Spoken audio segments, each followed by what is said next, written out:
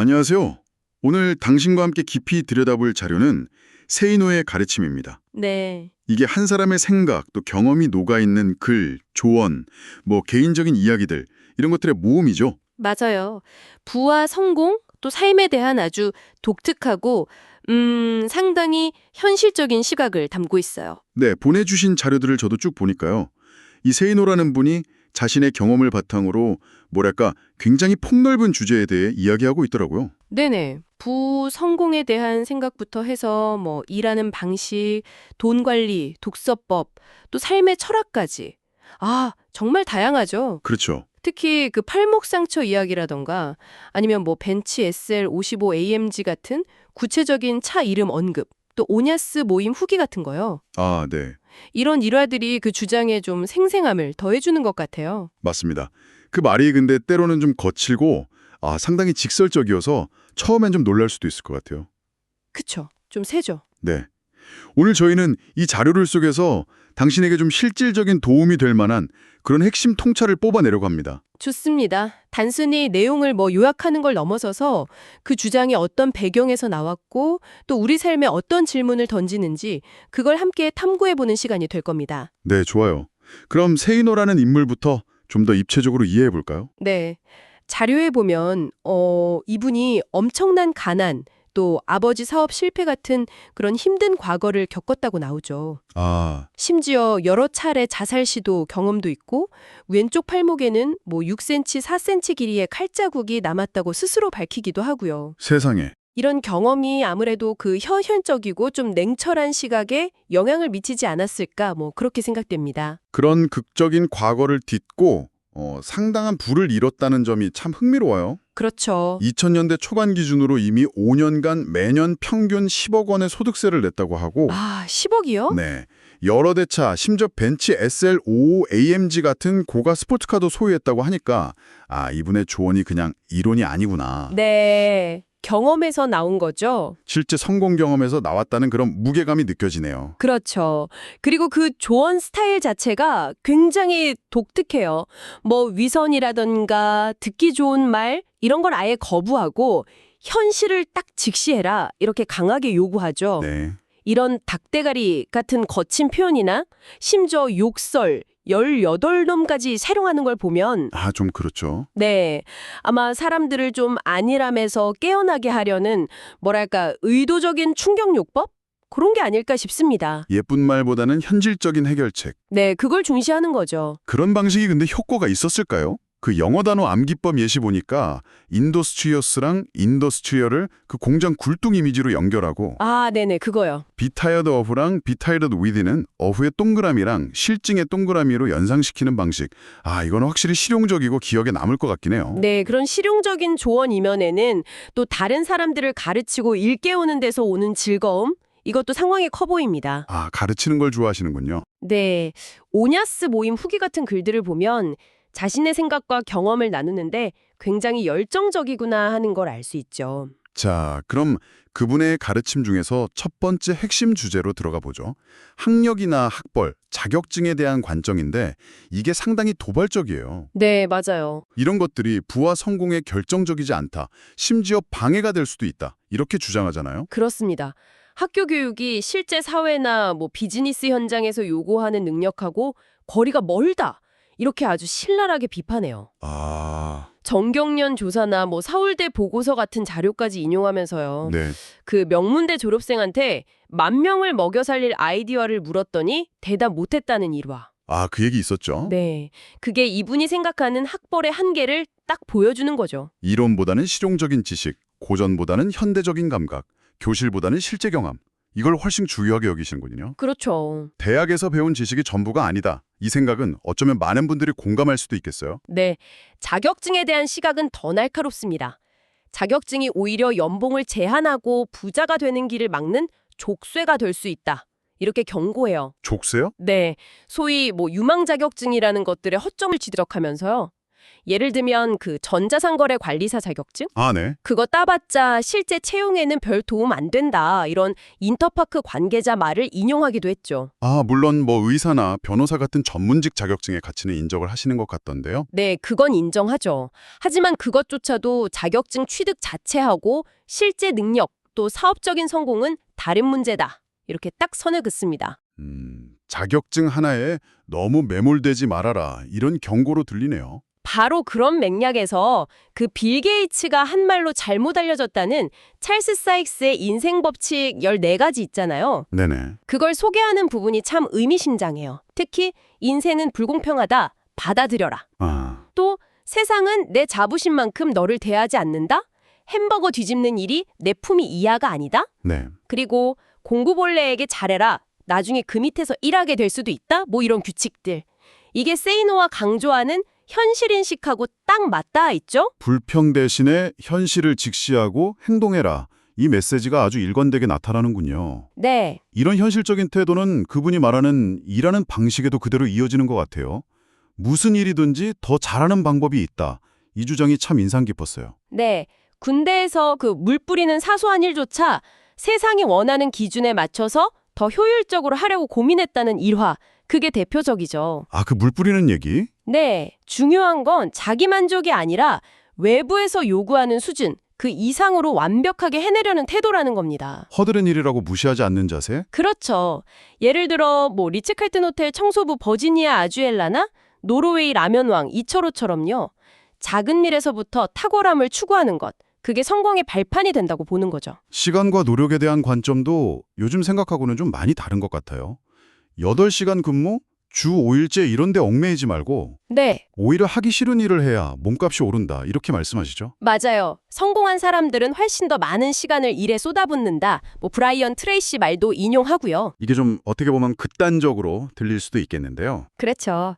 편하고 즐거운 일만 찾지 말라는 거죠. 일 자체를 대하는 태도도 굉장히 중요하게 생각하는데요. 네. 적성에 맞는 일을 막 찾기보다는 지금 하는 일에 몰입하고 재미를 붙이려고 노력해야 한다. 이렇게 강조합니다. 아, 재미를 붙여라. 네, 부자들은 일을 거의 놀이처럼 즐기면서 평생 손에서 놓지 않는다. 이런 점을 지적하면서요. 일에서 재미를 못 찾으면 부자 되기 어렵다는 거죠. 회사를 고르는 기준도 좀 독특해요. 스타시오 밑보다는 돈주머니를 쥔 진짜 오너 밑에서 일하는 게 낫다니. 아, 현실적이죠. 네, 아주 현실적인 판단이네요. 세상의 일을 5가지로 나누고 부자는 주로 새로운 길을 개척하는 4번째 유형에 많다. 이 분석도 흥미롭고요. 그의 이런 어떻게 보면 좀 엄격한 노동관은 결국 돈과 부에 대한 철학으로 연결됩니다. 네, 돈에 대한 위선적인 태도, 이거 버리고 돈하고 친해져야 한다. 이렇게 강하게 주장하죠. 돈을 터부시하는 문화에 반기를 드는 거네요. 그렇죠. 특히 젊을수록 현재 시간을 아껴서 미래의 돈, 즉 종잣돈, 이걸 만드는 데 투자해야 한다고 강조합니다. 하지만 돈을 절대적인 목표로 삼지는 않는 것 같아요. 돈은 기회를 잡기 위한 첫 단추일 뿐이다. 맞아요. 그 자체가 목적은 아니라고 분명히 선을 긋죠. 의식주 해결 같은 기본적인 필요를 채워주는 수단이지만 돈만 있으면 모든 게 해결된다 이런 생각은 경계하고요. 네, 부자들의 소비 습관에 대한 분석도 재미있어요. 이웃집 백만장자라는 책을 인용하면서 진짜 부자들은 과시적인 소비를 안 하고 수입보다 낮은 수준으로 생활한다. 이렇게 말합니다. 아, 우리가 흔히 보는 그 과소비는 부자가 아닌 사람들이 졸부를 따라하는 것에 가깝다. 이렇게 지적하죠. 근데 정작 본인의 소비는 좀 모순적으로 보이기도 해요. 네, 그런 면이 있죠. 1등석 비행기나 최고급 호텔을 이용하면서도 점심을 라면으로 때우고 남이 버린 중고 TV를 고쳐 쓴다고 하니까요. 아하, 네. 이건 어떻게 해석해야 할까요? 아마도 무조건 아껴야 한다는 식의 고정관념에 대한 반발, 뭐 그런 걸 수 있습니다. 아, 그 정주영 회장의 검소함만이 미덕은 아니다. 이런 거죠. 필요할 때는 과감히 쓰지만 불필요한 과시나 낭비는 하지 않는다. 뭐 이런 자신만의 기준에 따른 합리적인 소비를 보여주는 것 같아요. 부동산이나 회원권처럼 투자 성격이 강한 지출하고 단순 소비는 구분해야 한다 이런 시각도 있고요. 그렇죠. 돈에 따른 차별을 어느 정도 인정하는 듯한 태도도 보여요. 네, 그 호텔 도어맨이 고급차 우대하는 걸 당연하게 여기는 듯한 뉘앙스. 물론 자주 오는 단골이라는 설명이 붙긴 했지만요. 네, 그리고 우수 고객이랑 불성실 고객 차별하는 디마케팅을 옹호하는 걸 보면요. 철저히 현실적인 관점인 거죠. 돈을 모으는 과정에서의 인간관계에 대한 조언도 비슷합니다. 네. 가족이나 친구 같은 주변 사람들이 오히려 돈 모으는데 방해가 되는 날파리가 될 수 있다면서 깨진 항아리에 물 붓기에 비유하잖아요. 아, 날파리. 표현이 좀 세네요. 네. 목표를 위해서는 때로는 인간관계에서도 좀 냉정함이 필요하다. 이런 의미겠죠. 돈과 일에 대한 이야기를 했으니까 학습과 성장에 대한 그분의 생각도 궁금해집니다. 독서법이 상당히 구체적이던데요. 맞습니다. 그는 집중 독서를 강조해요. 한 분야의 책 여러 권, 예를 들어 경매 관련 책 5권 정도를 2, 3일 만에 몰아서 읽어야 전체적인 그림이 보인다. 이런 거죠. 아, 몰아서 읽기? 네. 그리고 시간을 따로 내기보다는 자투리 시간을 활용하는 틈새 독서도 권장하고요. 내용 면에서는 또 철저히 실용성을 추구하시는군요. 그렇죠. 고전이나 위인전보다는 당장 도움이 되는 현대적이고 실용적인 책을 우선 읽으라고 조언하죠. 네. 다치바나 다카시의 말을 빌려서 칸트나 헤겔 같은 철학 서적은 전문가 아니면 굳이 읽을 필요 없다. 이렇게까지 말하고요. 아, 그렇게까지? 책을 읽는 태도 역시 비판적이어야 한다고 강조합니다. 맹신하지 말고 항상 의심하면서 읽으라는 거죠. 네. 이 점에서도 다치바나 다카시 조언을 따르는데 다만 메모하지 말라는 그의 조언에는 반대하면서 적극적인 메모를 권장합니다. 아, 메모는 하라고? 네. 그리고 어떤 책을 읽을지는 남에게 묻지 말고 실패를 두려워하지 않으면서 직접 부딪혀보면서 자신만의 안목을 키워라. 이렇게 말합니다. 그런데 딱 한 권, 허브 코헨의 협상의 비결, You can negotiate anything. 이거는 숨겨두고 싶은 비서 같은 책이라면서 강력 추천하네요. 아, 네. 그거 아주 강조하더라고요. 김병국 변호사의 비즈니스 협상론도 언급하고요.